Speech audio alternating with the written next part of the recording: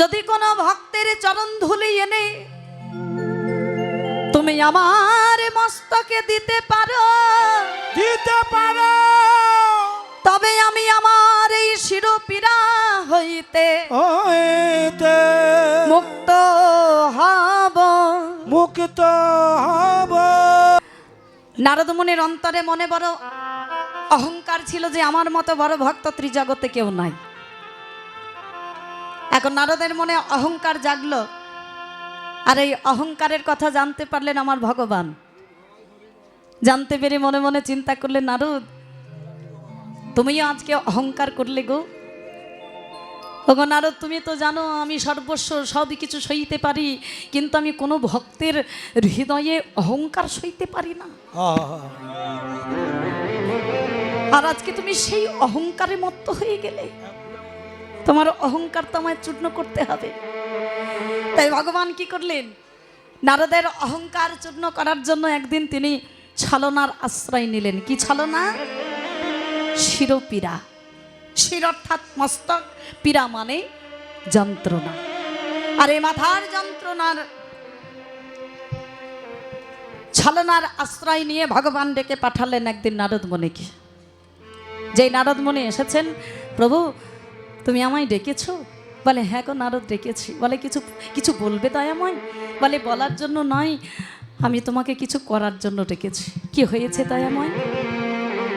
তোমায় দেখে তো খুব একটা ভালো লাগছে না, তোমার কিছু কি হয়েছে? নারদ আজ আমি বড় অসুস্থ গো। প্রভু তোমার কি হয়েছে? আমি তো তোমাকে দেখেই বুঝে গিয়েছিলাম যে তোমার নিশ্চয়ই কিছু একটা হয়েছে। কি হয়েছে তোমার? নারদ আজ আমার শিরোপীড়া হয়েছে গো। আমার বড্ড কষ্ট হচ্ছে জানো, এত কষ্ট এত যন্ত্রণা আমি সইতে পারছি না। প্রভু তোমার শিরোপীড়া হয়েছে তো তুমি একটু অপেক্ষা করো, আমি তাড়াতাড়ি করে গিয়ে কোনো ভালো বুদ্ধি কবিরাজকে ডেকে এনে আমি তোমার চিকিৎসা করাবো। নারদ মুনি চলে যাচ্ছে, ভগবান ডাক দেন, নারদ ও নারদ শোনো, আমার সমস্ত কথাটা তো তুমি শোনো। কি হয়েছে প্রভু? শোনো নারদ, আজকে আমার যে শিরোপীড়া হয়েছে, যে শিরোপীড়া নিয়ে আমি ছটপট ছটপট করছি, হে কোনো বদ্যি কবিরাজের ঔষধে সারবে না গো। বলে তবে কিসে সারবে? যদি কোনো ভক্তের চরণ ধুলি এনে তুমি আমার মস্তকে দিতে পারো তবে আমি আমার এই শিরোপীড়া হইতে মুক্ত হব।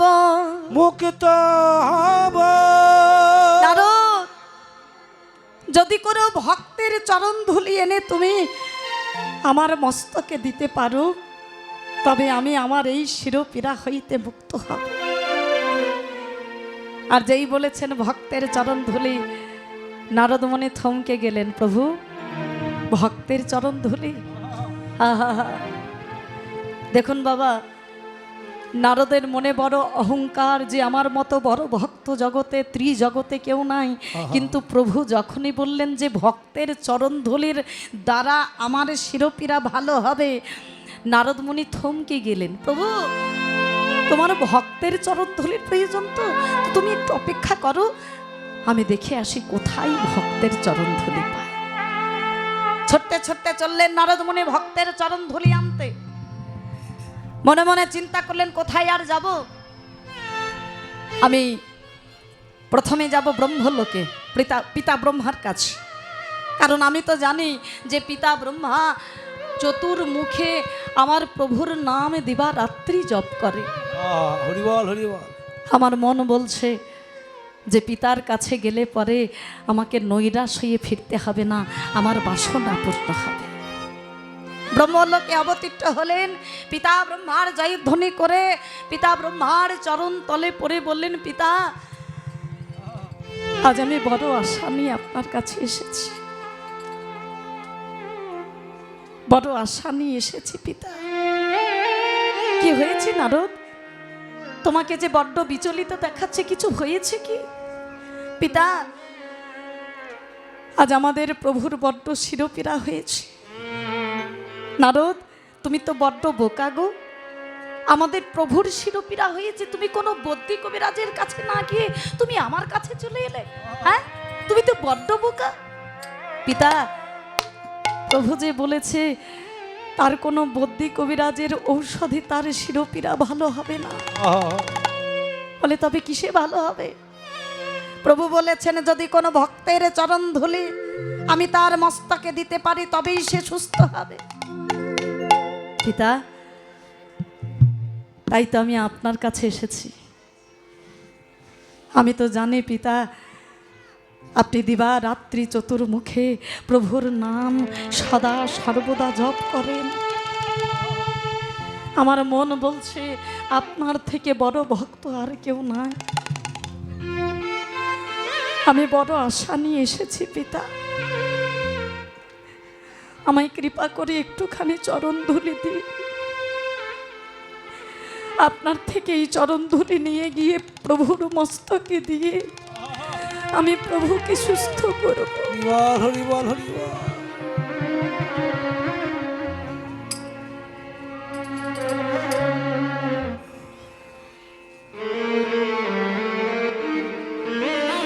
পিতা, আপনি আমাকে ফিরিয়ে দেবেন না। আপনি কৃপা করে আমায় কিঞ্চিত, অল্প কিঞ্চিত চরণ ধুলি দিন। আপনার এই চরণের ধুলি নিয়ে গিয়ে আমি প্রভুর মস্তকে দিয়ে প্রভুকে সুস্থ করব। হরিবল হরিবল।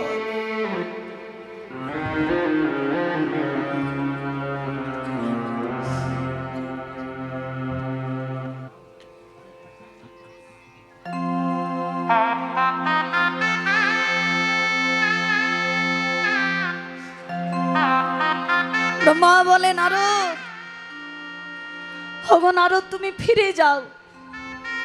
বলে কেন পিতা, আমি ফিরে যাব কেন? আপনি আমায় চরণ ধুলি দেবেন না? বলে না। বলে কেন দেবেন না? ওই যে তুমি বললে যে চতুর্মুখী আমি প্রভুর নাম দিবারাত্রি জপ করি, যে প্রভুর নাম আমি দিবারাত্রি চতুর্মুখী জপ করি সেই প্রভুর মস্তকে আমি চরণ ধুলি দিতে পারবো না। আজ আমায় ক্ষমা করো নারদ, তুমি ফিরে যাও, অন্যত্র যাও তুমি। পিতা ব্রহ্মার কাছে চরণ ধুলি মিলল না। ছুটতে ছুটতে চললেন কৈলাসে। মনে মনে চিন্তা করলেন দেবাদিদেব মহাদেব শিব ভোলানাথ, তিনি তো আমার প্রভুর নাম দিবারাত্রি পঞ্চমুখে জপ করে। আমার মন বলছে তার কাছে গেলে আমাকে নৈরাশ হয়ে ফিরতে হবে না। কৈলাসে গিয়ে ভোলানাথের জয়ধ্বনি করলেন। জয়ধ্বনি করে ভোলানাথের কাছে গিয়ে বলে, ভোলানাথ আজ আমি বড় আশা নিয়ে আপনার কাছে এসেছি। কি হয়েছে নারদ? তোমাকে যে বিচলিত দেখাচ্ছে, কিছু হয়েছে? আমাদের প্রভুর শিরোপীড়া হয়েছে। প্রভু বলেছে যদি কোনো ভক্তের চরণ ধুলি তার মস্তকে দিতে পারি তবে সে সুস্থ হবে। আমি তো জানি আপনি পঞ্চমুখে আমার প্রভুর নাম জপ করেন দিবারাত্রি, তাই আমি আপনার কাছে এসেছি। আপনি কৃপা করে যদি আমায় একটুখানি চরণ ধুলি দিতেন, আপনার থেকে চরণের ধুলি নিয়ে গিয়ে আমি প্রভুর মস্তকে দিয়ে প্রভুকে সুস্থ করতাম। নারদ, ওগো নারদ তুমি ফিরে যাও। বলে কেন? আপনি আমায় চরণ ধুলি দেবেন না? বলে না। কেন? ওই যে তুমি প্রথমে বললে আমি পঞ্চমুখে প্রভুর নাম জপ করি, যে প্রভুর নাম আমি পঞ্চমুখে দিবারাত্রি জপ করি, তুমি বলো তো নারদ সেই আরাধ্যার মস্তকে আমি আমার চরণের ধুলি কেমন করে দেব? আমি পারবো না নারদ, তুমি ফিরে যাও, তুমি অন্যত্র যাও। তাহলে ব্রহ্মলোকে মিলল না, কৈলাসে মিলল না, সমস্ত দেব দেবীর কাছে গেলেন কিন্তু কেউ প্রভুর নাম শ্রবণ করে চরণের ধুলি দিতে পারল না। কোথাও চরণের ধুলি না পেয়ে নারদ দুটি নয়নে জলে ভাসতে ভাসতে প্রভুর সম্মুখে হাজির হয়েছে। নতমস্তকে দাঁড়িয়ে আছে অন্তর্যামী ভগবান। তিনি তো জানেন তিনি তো জানতে পারছেন নারদ কোথাও চরণ ধুলি পাই নাই, তবুও তিনি অভিনয় করছেন। নারদ, ও নারদ, এসেছো? কই দাও দাও দাও, আমায় চরণের ধুলি দাও। আমি যে আমার এই শিরোপীড়া আমি যে আর সইতে পারছি না গো। আমার এই যন্ত্রণা, এত কষ্ট আমি যে আর সইতে পারছি না। কই দাও, আমায় চরণের ধুলি দাও। করজোরে নারদ মুনি বলে, প্রভু আজকের মতো আমায় ক্ষমা করো, আজকের মতো আমায় ক্ষমা করো প্রভু। আমি তোমায় সুস্থ করব বলে আমি সমস্ত দেব দেবীর কাছে গিয়ে আমি সবার থেকে চরণের ধুলি চেয়েছিলাম, কিন্তু আপনার নাম শ্রবণ করে কেউ আমায় একটুখানি চরণের ধুলি দিতে পারল। নিতাই গৌর হরি বল, হরি বল। কেউ আমায় চরণের ধুলি দিল না, আমি কোথাও চরণের ধুলি পেলাম না, প্রভু আমায় ক্ষমা করো। ভগবান বললেন, নারদ, আচ্ছা তুমি যে বলছো তুমি সমস্ত জায়গায় গিয়েছো, আচ্ছা বলো তো নারদ, তুমি কি বৃন্দাবনে গেছো? না প্রভু, বৃন্দাবনে তো আমি যাই নাই। তাছাড়া বৃন্দাবনে গিয়ে আমি কি করব গো? বৃন্দাবনে আবার তোমার কোনো ভক্ত আছে নাকি? তারা তো যত সব আলাপ হলো গোয়ালিনীর দল, সেখানে আমি গিয়ে কি করব? নারদ, তুমি একবার বৃন্দাবনে যাও।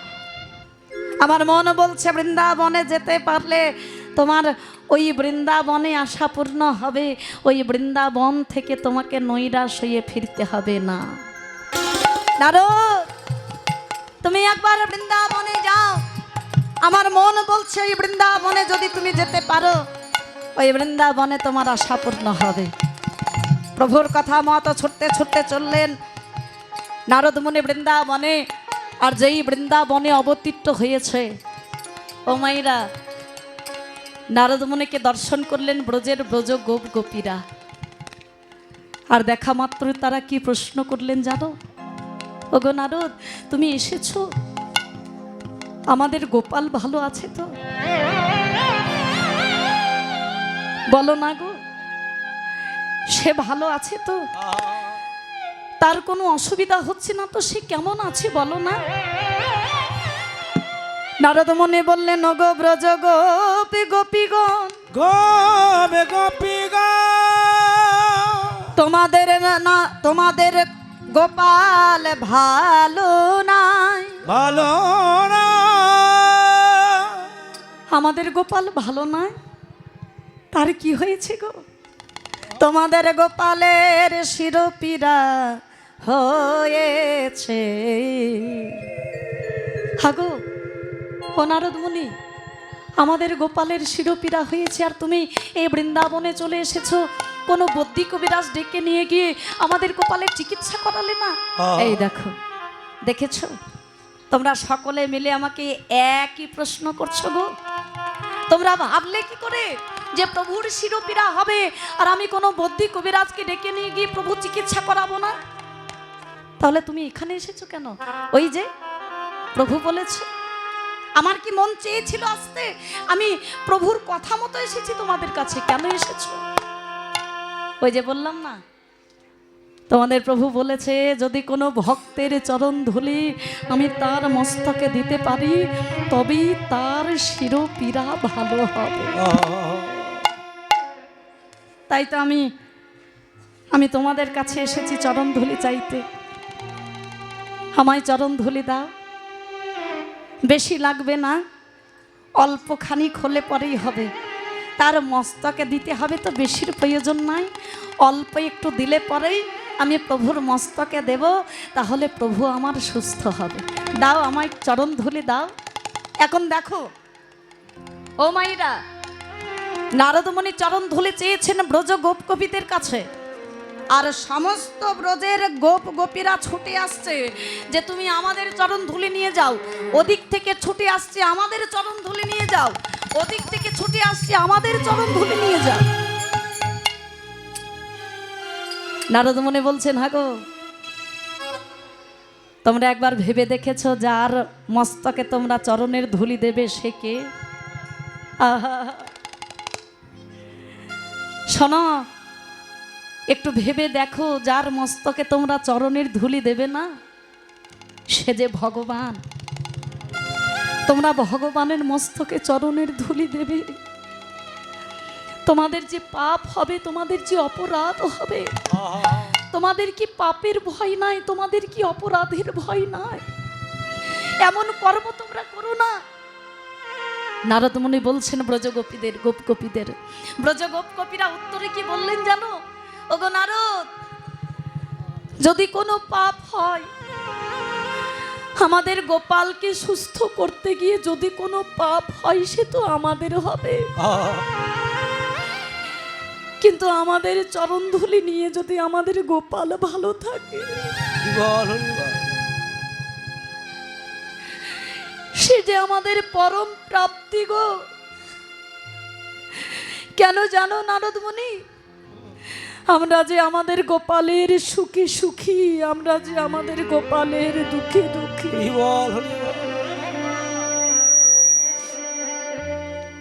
সে যদি ভালো থাকে আমরা কোনো দিন আমরা অসুখী থাকতে পারবো না, আর সে যদি ভালো না থাকে আমরা যে কোনো দিন সুখে থাকতে পারবো না। নারদ, চরণ ধুলি যদি নিয়ে যেতে হয় তুমি আমাদের সমস্ত ব্রজ গোপ গোপীদের চরণ ধুলি নিয়ে যাবে, কারণ যদি কোনো পাপ হয় আমাদের সকলের হোক, কিন্তু আমাদের গোপাল যেন ভালো থাকে।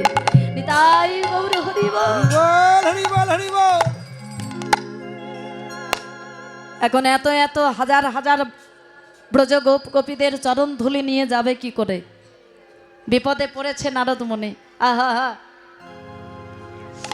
অঙ্গে ছিল একখানা নামাবলী, মনে মনে চিন্তা করলেন যদি এই নামাবলী খানা পেতে দিই তাহলে তো কিছুটা নিয়ে যেতে পারবো। অঙ্গের নামাবলী খানা মাটিতে পেতে দিলেন, বৃন্দাবনের মাটিতে। আর যেই পেতে দিলেন, ব্রজ গোপ গোপীরা কি করছে জানো মাইরা? যার চরণে ধুলো আছে সে তো ঝাড়ছে বটেই, মানে নামাবলীর মধ্যে। আর যার চরণে ধুলো নাই সে কি করছে জানো? ভালো করে চরণে ধুলোটা লাগাচ্ছে। ভালো করে চরণে ধুলোটা লাগিয়ে তারপরে সেই নামাবলীর মধ্যে ধুলো ঝাড়ছে। নামে ধুলো পড়লো, কৃষ্ণ নামে ধুলো পড়লো, ওদিকে নামই সেরে উঠল।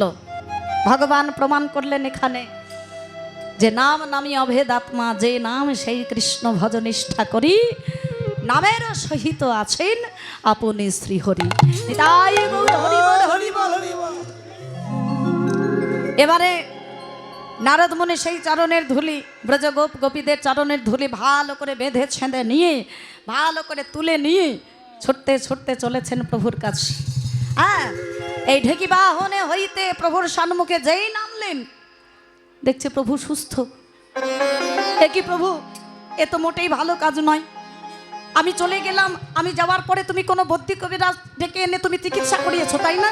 বলে কেন? বলে এই যে তুমি সুস্থ হয়ে গেছো। বলে নারদ, এই দেখো তুমি কি বলতে কি বলছো শোনো। নারদ, আমি কেন সুস্থ হয়েছি জানো? কিভাবে সুস্থ হয়েছি জানো? বলে কেন, কিভাবে সুস্থ হলে? ওই যে বৃন্দাবনের ব্রজ গোপ গোপীরা আমার নামে ধুলো দিল, তারা যে আমার নামে ধুলো দিয়েছে, তাই আমার নামে যেই ধুলো পড়েছে ওদিকে নামে ধুলো পড়েছে, নামে ধুলো দিয়েছে, এদিকে আমি সুস্থ হয়ে গেছি। ওগো নারদ, নাম নামি অভেদ আত্মা, তারা আমার নামে ধুলো দিল তাই তো আমি সুস্থ হয়ে গেলাম, তাই নাকি? আচ্ছা বলো তো প্রভু, এই যে এত কষ্ট করে আমি বৃন্দাবন থেকে ব্রজ গোপীদের গোপ গোপীদের চরণের ধুলি নিয়ে এলাম, এই চরণের ধুলি আমি এখন কি করব? বলে শোনো, এই চরণের ধুলি তুমি অবজ্ঞা করো না গো। এ হলো আমার পরম প্রিয় ভক্তের চরণ ধুলি। এই চরণের ধুলি তুমি অবহেলা করো না, অবজ্ঞা করো না। এই চরণের ধুলি তুমি আকাশে বাতাসে ছড়িয়ে দাও।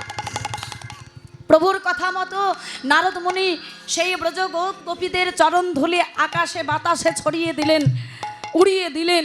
আর উঠতে উঠতে উঠতে উঠতে এসে আমাদের পশ্চিম বাংলার নদিয়া জেলার সুরধ্বনির তীরে 9টি দ্বীপের সৃষ্টি হলো, যাকে আমরা নবদ্বীপ বলে জানি। নিতাই গৌর হরি বল, হরি বল, হরি বল। তাহলে ভগবান তিনি অবতীর্ণ হলেন কোথায়? হ্যাঁ, কোথায় অবতীর্ণ হলেন? নবদ্বীপে। তাহলে নবদ্বীপের মাটিতে এমন কি আছে, কি আছে যার জন্য ভগবান, যিনি অনন্ত কোটি বিশ্ব ব্রহ্মাণ্ডের মালিক, স্বেচ্ছাময় পুরুষ, যার ইচ্ছায় পৃথিবীর সৃষ্টি হয়, যার ইচ্ছায় পৃথিবীর ধ্বংস হয়, যিনি অনাদির আদির মালিক, যার ইচ্ছা বিনা গাছের একটা পাতা পর্যন্ত নড়ে না, সেই ভগবান নবদ্বীপের মাটিতে এলো, অন্য কোথাও গেল না। হ্যাঁ, কেন এলো না? সেই ব্রজ গোপ গোপীদের চরণের ধুলি আমার ভগবান অঙ্গে মাখবেন বলে তিনি অন্য কোথাও না গিয়ে অবতীর্ণ হলেন শ্রীধাম নবদ্বীপে। হরি বল, হরি বল, হরি বল, হরি বল, হরি বল। কারণ ভগবান যেখানে সেখানে যান না, ভগবান যেখানে সেখানে যান না, যার তার ঘরে যান না, ভগবান যার তিনি কেবল তার ঘরে যান। হরি বল। তাহলে ভগবান এলেন বাংলার মাটিতে, বাংলার ঘরে, বাংলা বাঙালির ঘরে, বাংলা মায়ের গর্ভে, শ্রীধাম নবদ্বীপে। সেই বৃন্দাবন কৃষ্ণচন্দ্র রাধা কৃষ্ণ মিলিত তনু। ভগবান একা আসেননি, রাধারানীকে সঙ্গে এনেছেন। ওই যে চৈতন্য চরিতামৃতে কৃষ্ণদাস কবিরাজ গোস্বামী কলম দিলেন, রাধা কৃষ্ণ একই আত্মা, একই আত্মা, দুই দেহ ধরি ধরি অনন্যে বিলাস রস রস আস্বাদন করি। আস্বাদন হ্যাঁ, করি। সেই দুই এবে আমার এবে আমার চৈতন্য গোসাই গোসাই ভাবিরস আশা দিতে দিতে দহে হইলা এক উঠা। হইলা বাবা একইটা